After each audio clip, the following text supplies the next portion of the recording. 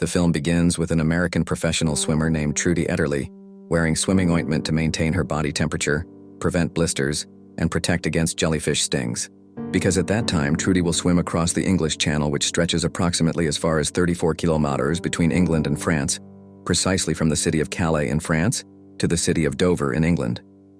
In addition to a very long distance, the conditions there are also very dangerous because the water temperature is so cold, about 15 to 18 degrees Celsius, to the waves, and the weather is often changeable. The film is a flashback to Trudy's past in 1914 New York.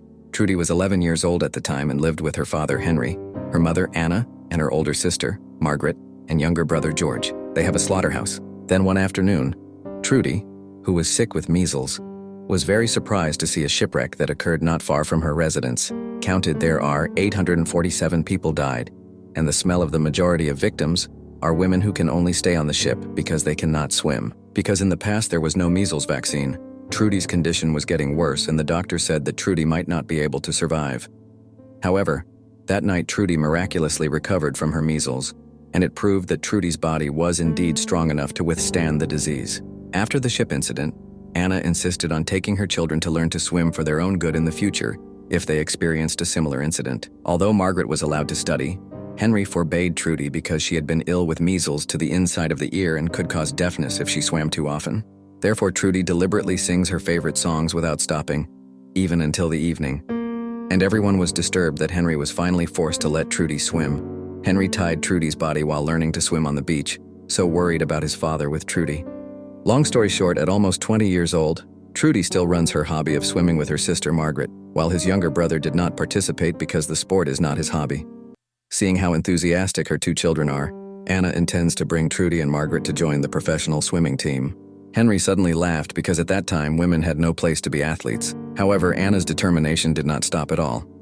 She takes Trudy and Margaret to the World Swimming Association's secret swimming pool, which is run by Charlotte Epstein. The sight of the athletes there, who had been trained to swim with a 28-beat freestyle, made Margaret and Trudy shocked, because they had been swimming as best they could. Then when tested, Margaret's skills looked more tolerable than Trudy's. Charlotte finally accepts Margaret to train, but Trudy was asked to work filling the fireplace until she was allowed to train. Then, because Charlotte charges $2 a week, Anna explained to her husband. But Henry did not want to give money because he thought swimming should be free, and he was also saving to buy a phone. In the end, Anna made a lot of very beautiful crafts, and the proceeds she used to pay for swimming training. Because it was still forbidden to swim, Trudy continued to fill the charcoal in the room very vigorously. Charlotte finds out that Trudy has recovered from measles and will continue swimming, despite the risk of deafening ears. Seeing Trudy's persistence, Charlotte finally gave her a chance. And from now on, Charlotte will be making swimming competitions every day. And for any student who is in the last position, then he must fill the charcoal into the furnace. Day after day passed, and it was clear Trudy was still in last position. However, Trudy is able to learn very quickly because she also exercises on the beach. And finally, Trudy was no longer in the last position. That night, Trudy was so amazed when she saw the step screen about a man named Bill Burgess, who managed to cross the English Channel and spent about 22 hours and 35 minutes at sea. Bill was successful 16 times. After decades of training, Trudy, Margaret, and her two friends finally got the chance to fight Australian women swimmers in a 4-round 200-meter swimming competition sponsored by a sultan named James Sullivan. Charlotte continues to encourage her students and relies heavily on Margaret to win the competition. Meanwhile, Anna is also so enthusiastic to see her two children. However, when she started, Trudy slipped and fell quite far behind the other swimmers, but over time they began to wear out, and slowly Trudy followed with a very constant speed because her stamina was still excellent, even though she had swum that far. That's when Trudy won the competition. The victory was only the first step for Trudy. She continued to gain achievements after achievements in subsequent competitions. Not only one, Trudy also set a record as the fastest female swimmer in America. Anna is so proud of her son that she goes to Henry at his butcher shop to tell him that Trudy has set the world record for fastest in the 200 milers. But unfortunately, Henry was still not Mengress swimming achievements that have been achieved Trudy. On the other hand, Margaret's performance deteriorates further because she begins to fall in love with a man named Chip. Meanwhile, instead of being proud of his children and supporting them to continue training, Henry instead matches his two children with the candidates he has chosen. Obviously, they refused because Trudy was still focused on pursuing her swimming achievements, while Margaret already had a man she loved. Then one afternoon, James Sullivan came to Henry's butcher shop and told him that he had chosen Trudy as one of 6 female swimmers to compete in the 1924 Paris Olympics with the goal of winning 4 gold medals. Unfortunately, Margaret was not chosen, and she began to feel excluded. Even her father also nagged Margaret when she came home going out with the man she loved. Meanwhile, Trudy also ran her first competition outside the United States with other athletes by boat to France. He will be coached by a professional swimmer named Coney, who will also protect them all from the male athletes on board. However, Trudy and her friends are fed up with Coney because they are given unimportant tasks and rules, starting from memorizing Olympic manners, asking them to only swim breaststroke to prohibit training on the boat when traveling or when they arrive in Paris later. Coney behaved like that because indeed female athletes are still considered one-eye. The Olympics just started. However, since there was no training at all of the female athletes, only Trudy managed to get a bronze medal, unlike the men's team, which won many medals. And that's why sponsors don't want to finance women's teams anymore for other competitions. Henry also packed all the trophies and medals of Trudy's achievements so far into cardboard boxes, because he did not agree if Trudy still continued to pursue her dreams as a swimming athlete. On the other hand, it turns out that Margaret was already engaged to a man chosen by Henry, not someone whom Margaret really wanted. Margaret also said that as women, their future is determined by who they marry and only spend time as housewives. Trudy couldn't bear her sister having to give up her future to a man she didn't know at all. However, since it was all ready, Margaret had to live with it. However, in the midst of Trudy's excitement with all the problems that happened, she smiled again when approached by a little girl who claimed to be very fans with Trudy as a swimming athlete. And now, the girl also has the same dream to become a professional swimmer. Long story short, Margaret was finally married, and the atmosphere looks happy because Margaret has accepted the man sincerely and completely. Having won many competitions, Trudy has decided her next goal is to swim across the English Channel. This time, Trudy is very confident in her abilities because at the Olympics she was messed up by her own coach. Trudy explained her intentions at a family dinner also attended by her husband Margaret. Henry's father did not agree, but Trudy ignores it and will continue to pursue her dreams. Because if Trudy succeeds in conquering the English Channel, more and more women will be inspired. And Trudy also proved that a woman can achieve anything she wants. Accompanied by her trainer, Charlotte, Trudy meets James Sullivan in his office and begs him to sponsor her project, which is to swim across the English Channel. However, James refused because at the Olympics, Trudy did not perform optimally, and the sea conditions there were so terrible. It's 34 kilometers iron, but every hour the tide changes and Trudy is swimming 80 kilometers. Not to mention the very cold water, animals like jellyfish and sharks that can threaten, also storms that can bring waves as high as 20 feet. Then James left because he had to celebrate his mother's birthday at a restaurant in New Jersey. Hearing that, Trudy suddenly challenged, if he can catch up with James by swimming from New York to New Jersey in just 3 hours, then James must agree to sponsor Trudy in full to the English Channel, because it sounds like sheer bullshit that Trudy wouldn't have been able to do. James finally agreed that he would even treat Trudy and Charlotte to dinner. Long story short, Trudy will start her swim at 6:30 p.m. and as a source of navigation, Trudy will use the sunset so that she can swim directly to the seafront restaurant where James and his mother have dinner. Trudy has to be careful if she runs into a super large barge. And after the preparations were completed, Trudy was immediately plunged into the water to New Jersey, which is about 11 kilometers away, and it was very terrible, because in addition to dark, the water was also very cold. And here's what happened. Go! Come on, let's go! Her time is up. How was dinner, Mr. Sullivan? Trudy made it to the restaurant in 2 hours 56 minutes, and the men James was sent to watch have admitted it. As promised, Trudy was treated to a meal with Charlotte, and will also be sponsored by James to swim in the English Channel. When she got home, Anna was shocked to hear what her daughter had just done. Although as a mother she supports everything positive that Trudy does, Anna is still worried because the challenges in the English Channel will be much different, and her daughter's life could be threatened.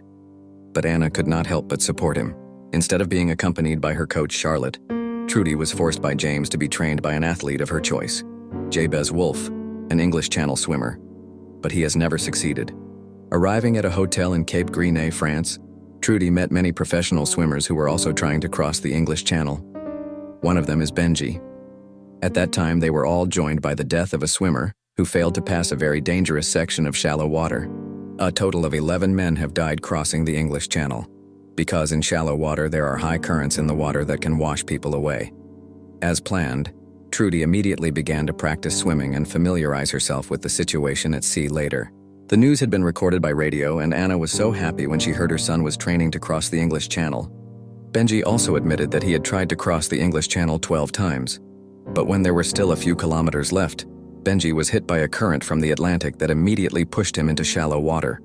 And luckily, Benji was saved by the monitoring team at Skochi. The next day, Benji began his 13th experiment.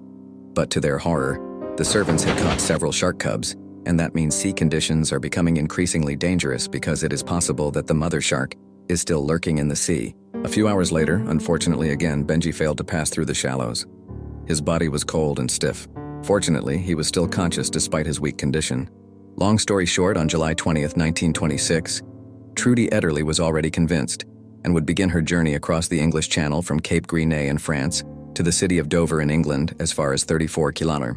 The preparation for Trudy's support crew was quite complete as one ship and one lifeboat continued to follow Trudy's swimming direction. They also bring medicines and food to restore Trudy's energy halfway. But if Trudy is already delighted, no one should touch her until the finish in England or she will be disqualified. Before swimming, many of the journalists who photographed her were also little girls who idolized Trudy. Then, to be safer at sea, Trudy also bandaged almost all of her skin with swimming ointment to prevent beret skin, itchy from jellyfish stings, and to keep the body warm. After all the preparations were completed, Trudy Ederle finally began her journey. On the other hand, Anna, Henry, George, Margaret, as well as her husband, were very enthusiastic about listening to the news on the radio about Trudy crossing the English Channel. Before we begin, the English Channel at sunrise.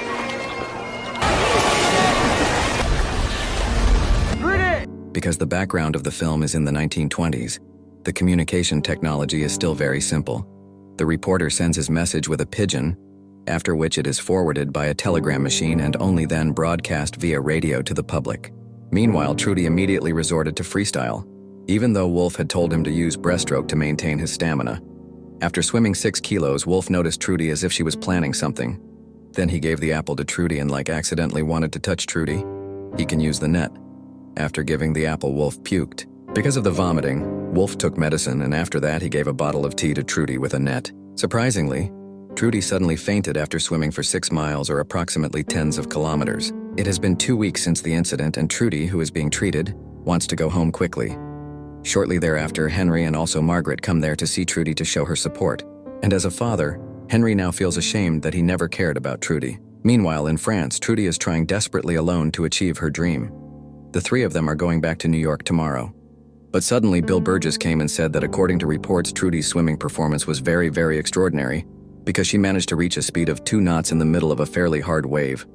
Trudy suddenly drowns after drinking Wolf's tea, and Trudy suspected that Wolf had deliberately put the medicine in the tea because Wolf doesn't want Trudy to cross the English Channel, and he feels defeated as a man who should be much more powerful.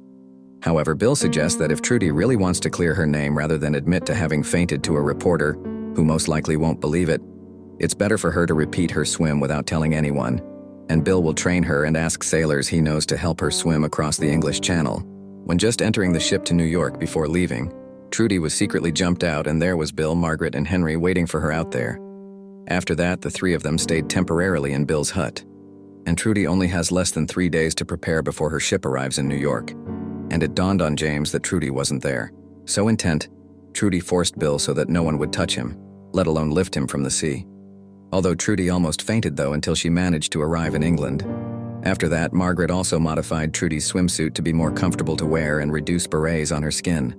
Bill has also determined the swimming route Trudy must follow to beat the current, where the situation is safer even though the distance covered will be longer. According to Bill, the main obstacle for Trudy is shallow water, because if he gets stuck there, then the ship will be difficult to track him down.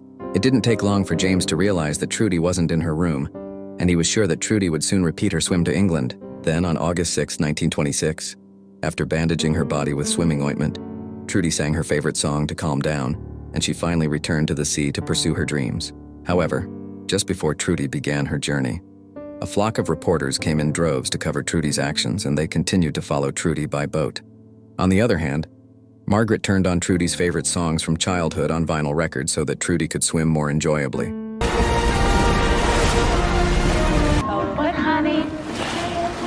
Trudy was forced to take off her glasses because they were leaking and continued to swim. To his horror, he ran into a group of red jellyfish. Instead of taking a detour, Trudy swims past them. But luckily, Trudy managed to escape despite her injuries.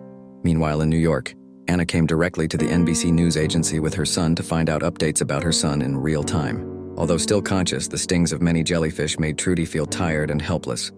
Henry did not have the heart and wanted to take him to the ship. However, Bill keeps his promise with Trudy, which is to leave her at sea until she makes it to the British coast. Meanwhile, Margaret fixes Trudy's glasses that had leaked with melted wax and throws them back to Trudy, and it becomes an encouragement for her. On the other hand, Anna and Charlotte were so surprised to hear that Trudy managed to get through the jellyfish swarm and still swim towards England. Because it looks very tired and did not continue to swim, Margaret was desperate to jump into the sea and deliberately invite swimming duel to Trudy so that her spirit was triggered. It was a very touching scene, because now Trudy is accompanied by her family members who continue to support her. After Margaret returned to the ship, Trudy asked to eat fried chicken given using a net. The cool thing is that now the distance to England is only 6 miles away, or about 10 kilometers. However, Trudy will face the ultimate and most dangerous test of shallow water, where almost all swimmers fail to pass. He killed 11 swimmers. To his horror, the waters were very foggy and Bill was forced to leave Trudy alone. They will be reunited on the English coast because the ship cannot pass through those waters. Henry had insisted on lifting Trudy from the sea and ending the swim. But Trudy still continued to fight her way to England despite swimming for almost 13 hours and using a grueling freestyle. When passing through shallow water, Trudy unfortunately lost her way because the sky was already dark and she was very shivering. Then, because they had not arrived at the beach, reporters had begun to believe that Trudy had disappeared in the middle of the sea. Even Anna could only hold back her tears if her daughter, whom she loved so much, had to die tragically. But here's what happened.